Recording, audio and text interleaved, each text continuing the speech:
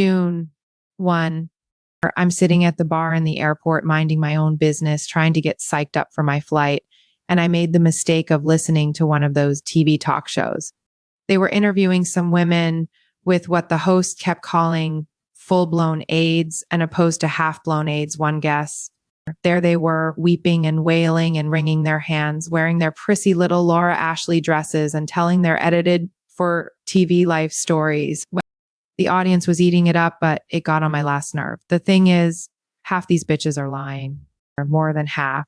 They get diagnosed, and all of a sudden, they're Mother Teresa. I can't be positive. It's impossible. I'm practically a virgin. Bullshit. They got it just like I got it, fucking men. Or that's not male bashing either. That's the truth. Most of us got it from the boys, which is, when you think about it, a pretty good argument for cutting men loose. But if I could work up a strong physical reaction to women, I would already be having sex with them. I'm not knocking it. I'm just saying I can't be a witness. Too many titties in one place to suit me. I try to tune out the almost virgins, but they're going on, and now one is really sobbing, and all of a sudden I get it. They're just going through the purification ritual. This is how it goes. First, you have to confess that you did nasty, disgusting sex stuff with multiple partners who may even have been of your same gender. Or you have to confess that you like to shoot illegal drugs into your veins, and sometimes you use other people's works when you want to get high and you came unprepared. Then you have to describe the sin you have confessed in as much detail as you can remember. Names, dates, places, faces, specific sexual acts, quantity and quality of orgasms. Or what kind of dope you shot, what park you. 3, Pearl Dedge, bought it in, all the down and dirty. Then, once your listeners have been totally freaked out by what you've told them, they get to decide how much sympathy, attention, help, money, and understanding you're entitled to based on how disgusted they are. I'm not buying into that shit. I don't think anything I did was bad enough for me to earn this as the payback. But it gets rough out here sometimes.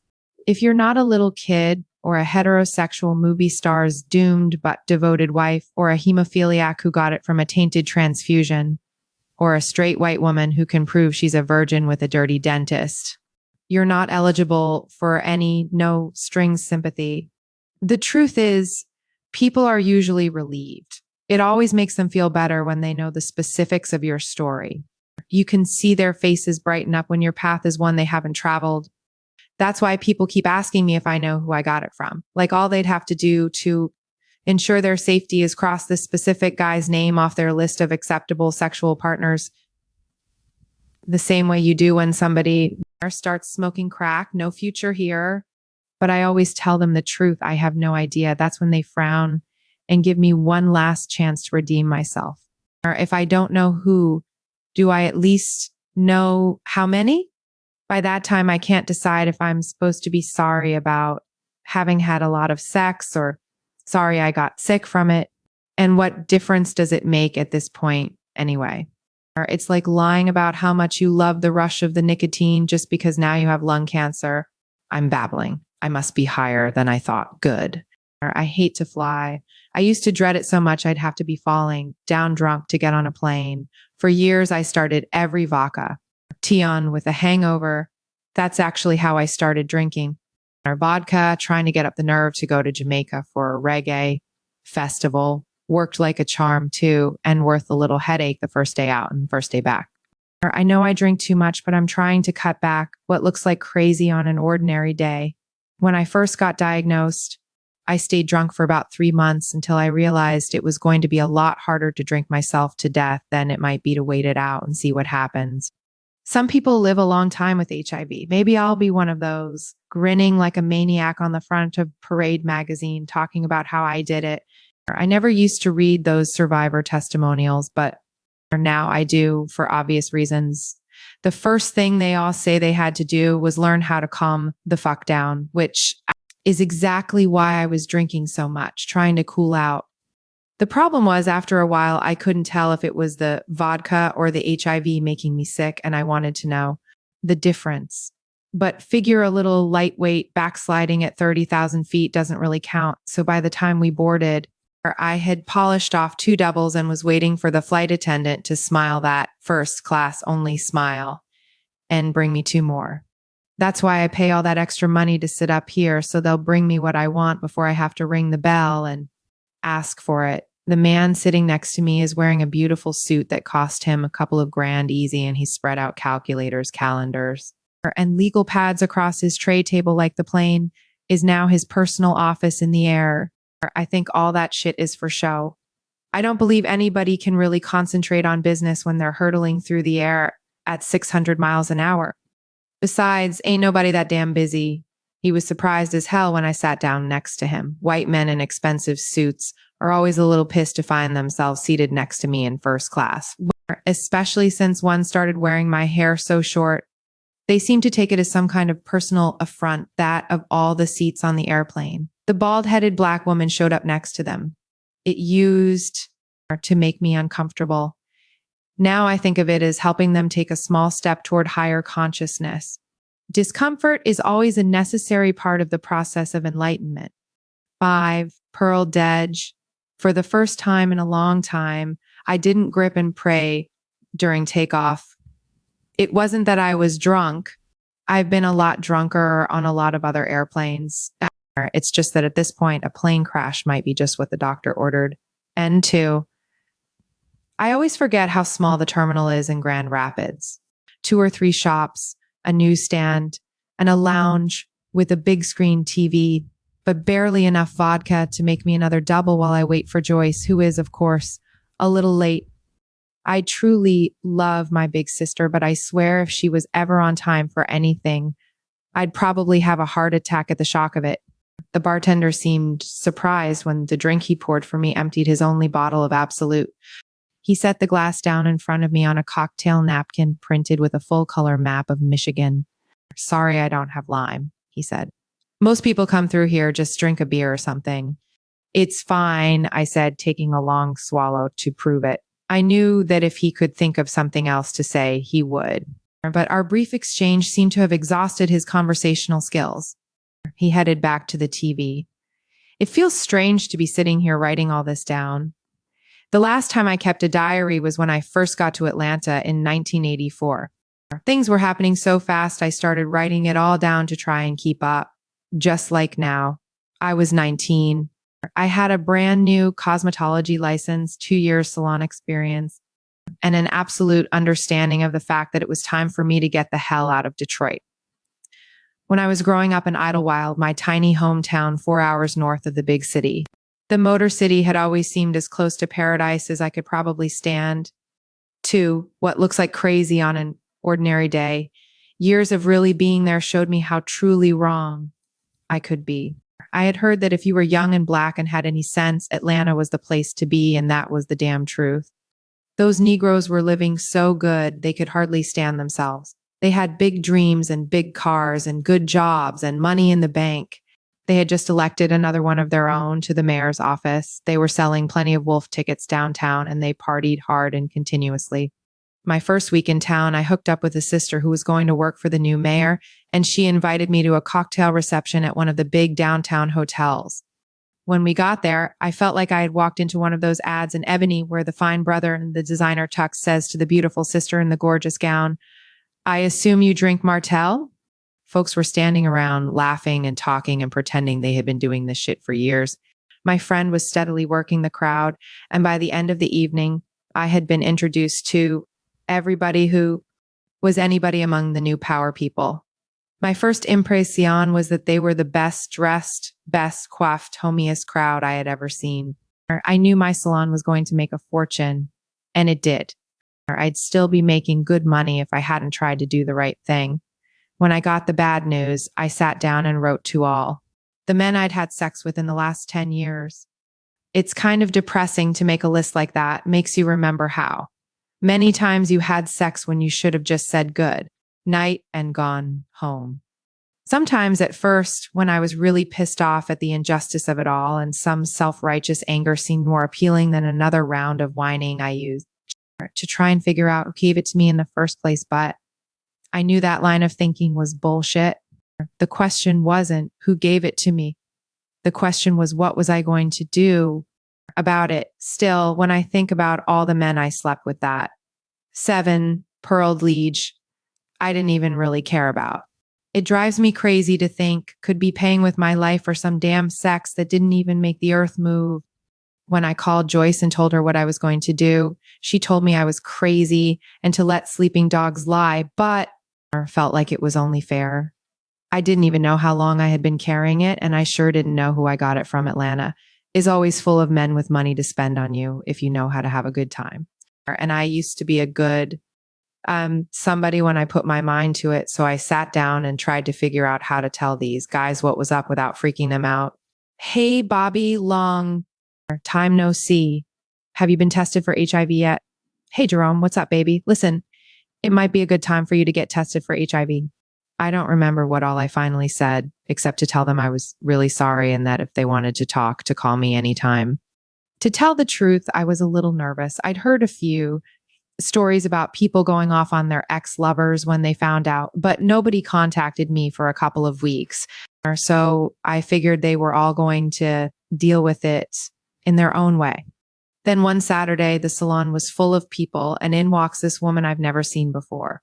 She walked right past the receptionist and up to me like we were old friends, except her face didn't look too friendly. Are you Ava Johnson? She said. Yes, I said. What can I do for you? You can tell me what you think you're doing, sending my husband some shit like this through the mail. She reached into her purse, took out one of my letters, and waved it in my face, her voice suddenly rising to just short of a shriek. As noisy as the salon always was on Saturday afternoon, it got so quiet so fast. All I could hear was the Anita Baker CD we'd been playing all morning. I tried to stay calm and ask her if she wanted to go into my office so we could talk. She didn't even let me finish. 8. What looks like crazy on ordinary day. Heifer, I don't want to go anywhere with you, you nasty. I knew she was upset, but she was pushing it. I wondered if he'd given her the letter to read or if she'd discovered it on what was probably a routine wifely search through his pockets. All right then, I said, what do you want? I want you to take it back, she said. Take it back? I was really confused now. What good was that going to do? You heard me, bitch, she shouted over Anita's soothing admonitions about the importance of finding your own rhythms. Take it back. I held up my hand to let her know she had gone too far, and she drew back and slapped me across the mouth. 2 of my operators grabbed her and pushed her out the door, but all the time she's hollering at the top of her lungs, "This bitch got AIDS. This bitch got AIDS." I tried to play it off, but it really shook me up. I finally had to cancel the rest of my appointments and go home for the day. I was distracted, and that's when you run the risk of leaving the perm on too long, or cutting the bangs too short, or putting the crimp in sideways, and your life isn't worth 2 cents. Our sisters will forgive you a lot, but do not fuck up their hair. The slap didn't do me any serious damage, but the rumors that scene started didn't help business any. I sent out a letter to our clients explaining the difference between HIV and AIDS, but they were scared. They started calling to cancel appointments or just not showing up at all. That's when I really started to understand how afraid people can be when they don't have any information. All those folks who had been giving me those African American Businesswoman of the Year awards and Mentor of the Month citations and invitations to speak from the pulpit on Women's Day stopped calling me. When people I'd known, 9, Pearl Cleage, for 10 years saw me out, they'd wave and smile and head of in the other direction. Everybody knew, but nobody mentioned it. They acted like it was too embarrassing to bring it up a polite company. I guess we were all still supposed to be Virgs instead of just stupid. When I got a good offer from a hotshot young devil oper for the downtown land the salon building was sitting on, I figured this was a good time to take the money and run. B was time for a change. I wanted to open another business that didn't require doing heads or frying chicken, and I was truly tired of living in a place where so many people still thought getting AIDS was proof that you were a child of Satan. I know as well as anybody that being diagnosed HIV positive changes everything about your life, but it's still your life, the only one you know for sure you got. So you better figure out how to live it as best you can, which is exactly what I intended to do. I wanted to move someplace where I didn't have to apologize for not disappearing because my presence made people nervous. I wanted a more enlightened pool of folks from which to draw potential lovers. I wanted to be someplace where I could be my Black, female, sexual, HIV positive self. The salon sale gave me enough money to finance a big move without stress. Add to that the money I made when my house sold immediately, and I was set for a couple of years without working at anything but living right. From where I was sitting, San Francisco looked like heaven, earthquakes notwithstanding. Natural disasters were no longer my main concern. That's one of the things about being positive. It focuses your fear. You don't have to worry about auto accidents, breast cancer, nerve gas on the subway. None of that shit. You already know your death by name. When I called Joyce to tell her I had decided to move to the West Coast in the fall and ask her if she wanted some company for the summer, she did the big sister thing. Got all excited and started talking a mile a minute.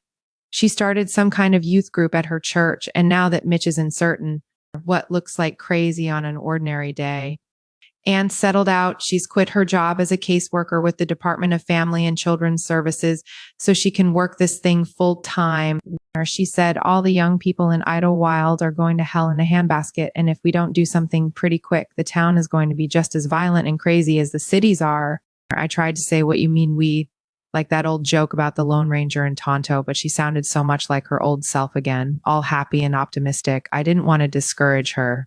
After Mitch, her husband, died, I never thought I'd hear her sound like that again. She hardly talked at all for months after, but I should have known that was only temporary. Joyce always finds a way to make it better.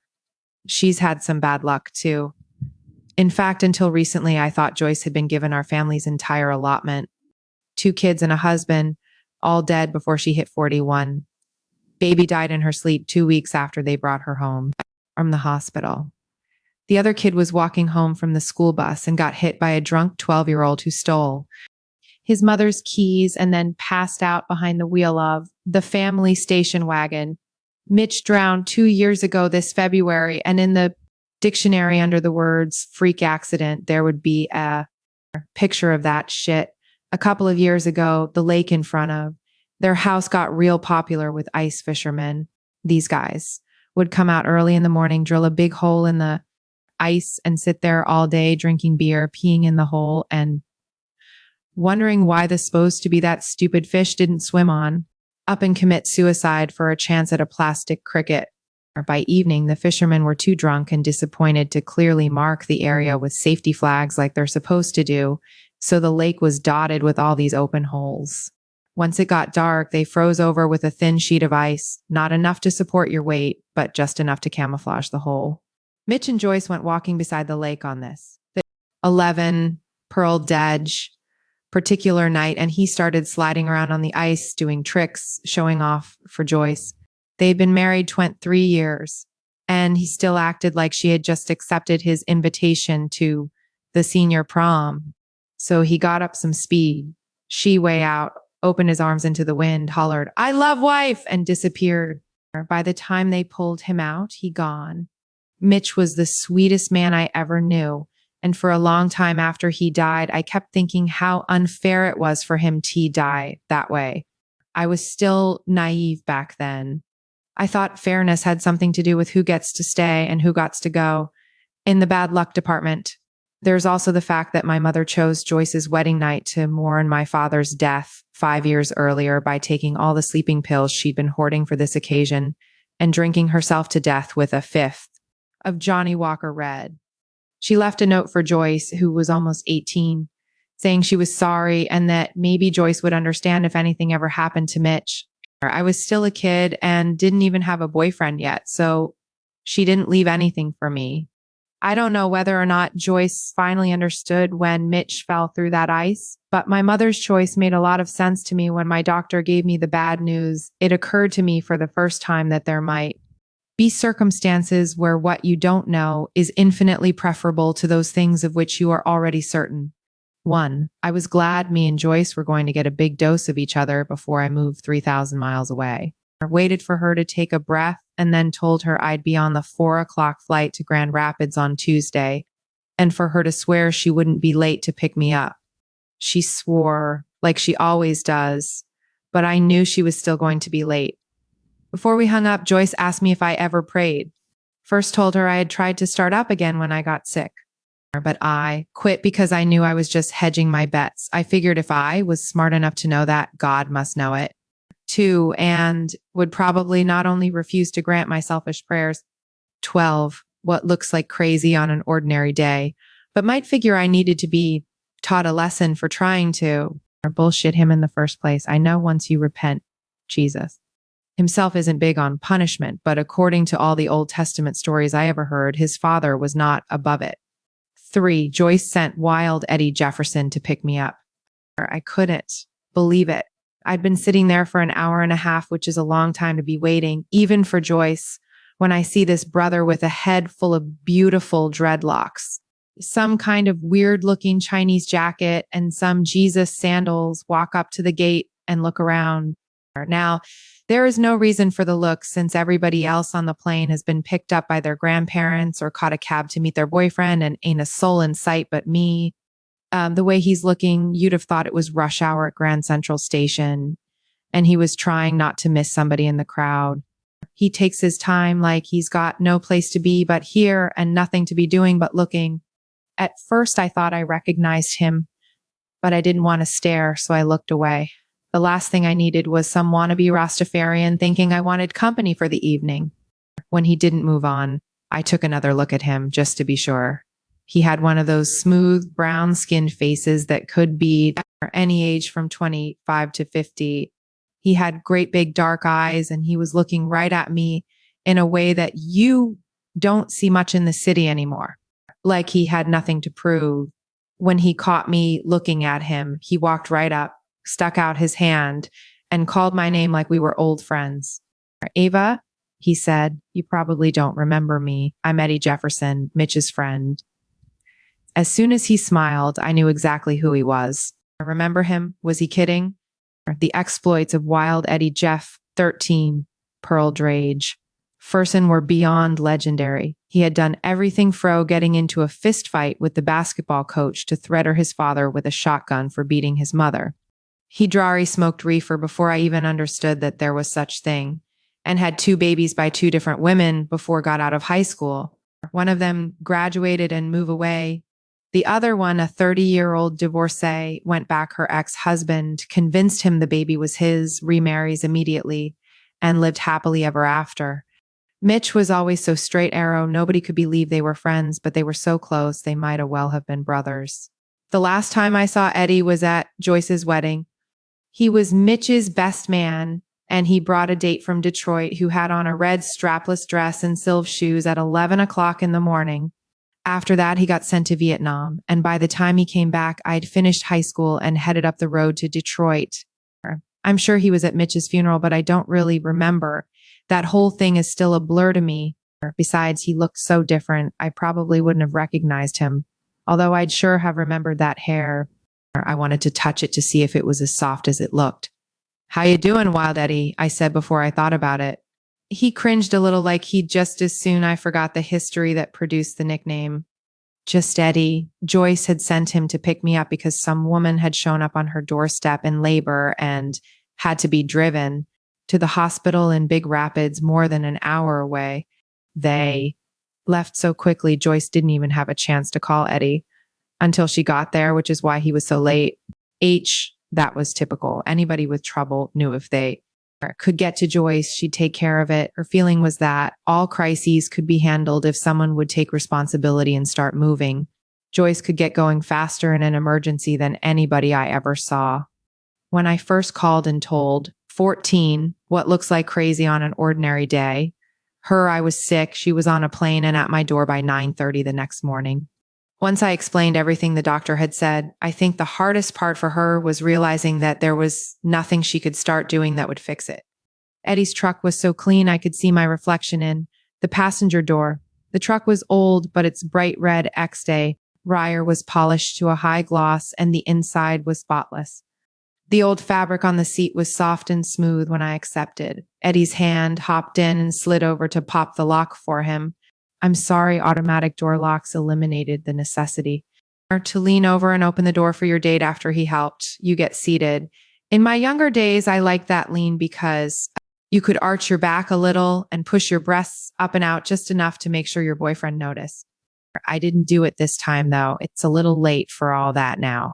Do you always keep your truck this nice, or were you expecting company?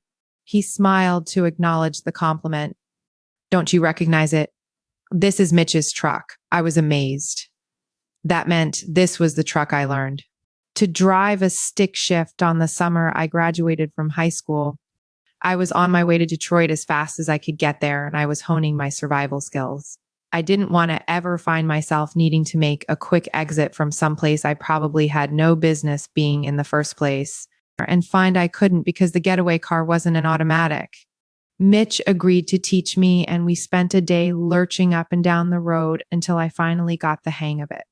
Joyce gave it to me after he died. She knew I wanted it, and I think she likes the way I restored it. I guess she does. To say he restored the truck implies that it once looked this good and had now been returned to its former glory. No way. Mitch ran this truck so hard it would rattle your teeth. Now it rode soundlessly over the bumpy road.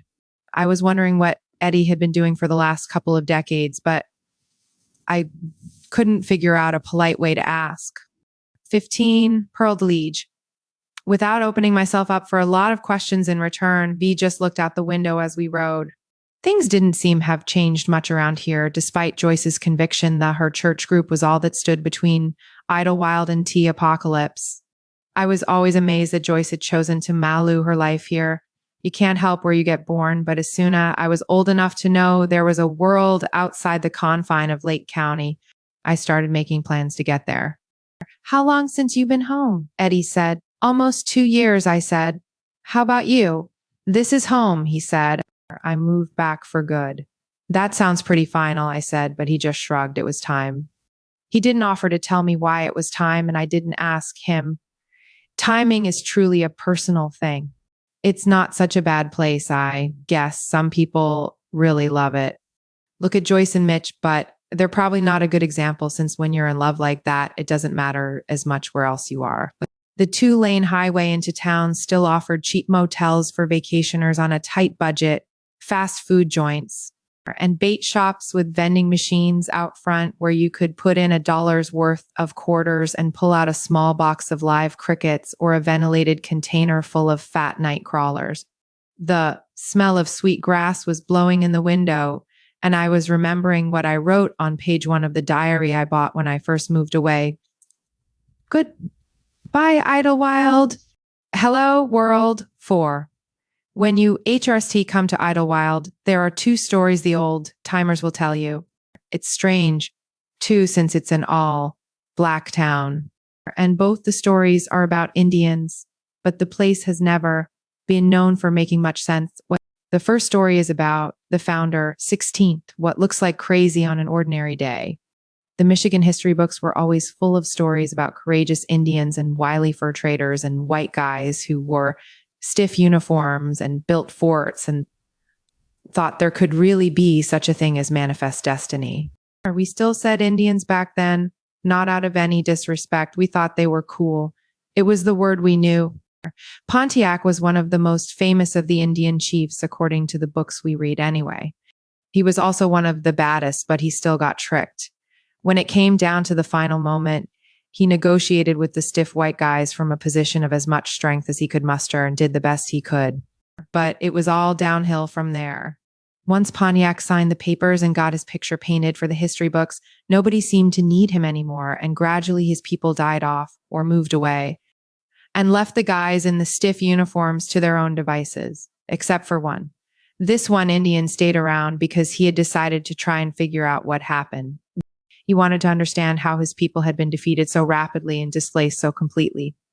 And he wanted to structure his life in such a way as to avoid as much future contact with his enemies as humanly possible. A noble quest, and one that still engages great minds from Atlanta to Cape Town, but this one remaining Indian was not concerned about all that. He was looking to understand some things a little closer to home as he settled in for a long period of intense contemplation in the section of the Great North Woods that is bounded by towns with names like White, Cloud, and Wolf Lake and Big Rapids, places where the lakes freeze solid and the first big snow is already old news by the middle of November. One early fall morning, he was walking along through the woods and the day was perfectly clear and absolutely quiet, and every once in a while he would see deer melting off into the trees of either side of him. And suddenly he understood. He went back to his house and took out all the money he had, 17, Pearl Dej, save doing all the things he had been doing and bow as much land as he could and wrote into his covenant that white folks would be allowed to live in this small but ident able sector he was bringing under his control. He welcomed his own blood brothers and sisters, and any black people would promise not to act a fool. And then he went back, sat down on his porch and sighed a deep sigh because he finally at peace. He had not only figured out who and what tea problem was, he had figured out a solution. By this time, most of the remaining Indians had been moved farther west or had walked on over into Canada. BU, there were a lot of black folks with new money in their pocket crowded up in Detroit and Chicago and Cleveland who didn't know anything about the founder's vision of an all-color paradise, but were soothed by the beauty of the lakes and moved by the mystery of the pine trees. First came one, war cabins for men, only fishing trips, then maybe a little reluctantly summer cottages for the whole family. Enterprising Negro entrepreneurs opened businesses and stayed on year-round to keep things ready for the summer folks who always came flocking the 1st of June with lungs full of city grit and fists full of factory dollars, ready to enjoy the all-black paradise in the middle of the great North Woods. No one is sure how the Rajah came to Idlewild, but people always talked about his arrival as if the founder had passed things on like Carl Lewis, leaning into the last leg of the relay, even though he and the founder weren't. Even the same kind of Indian, the Rajah was supposed to be a Bombay Indian as opposed to an Iroquois or a Lumbee or a Sioux. So he didn't come from generations of people who had lived and hunted and wandered in these woods. One day he was there, his big square head wrapped in a snow-white turban and shoes on his feet that seemed to turn up at the toes even. Just, if they really didn't. He bowed low when he talked, and he was traveling with a not-so-young white lady who seemed to be his wife or his business partner or both. But ultimately, at 18, what looks like crazy on an ordinary day didn't matter. She was white.